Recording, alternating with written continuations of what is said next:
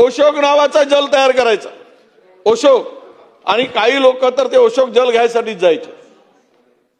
आणि हा अशोक जल त्याच्यामध्ये तो वियाग्रा टाकायचा.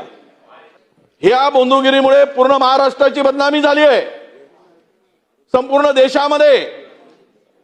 आणि ह्यामधून महाराष्ट्राच्या बदनामी बरोबरच ज्या दिवशी हे सगळं प्रकरण पुढे आलं, एका हॉटेलमध्ये 3 IAS अधिकारी त्यांच्यावर कारवाई होऊ नये म्हणून मदत करत होते, हॉटेलमध्ये बसले होते. IPS अधिकारी त्यांनी त्यांचा सुद्धा यामध्ये सहभाग आहे, त्या आरोपीला वाचवण्याचा प्रयत्न झाला. आज संपूर्ण महाराष्ट्रातील जनतेची मान शर्मेने खाली गेली, अशा प्रकारचं एक मोठं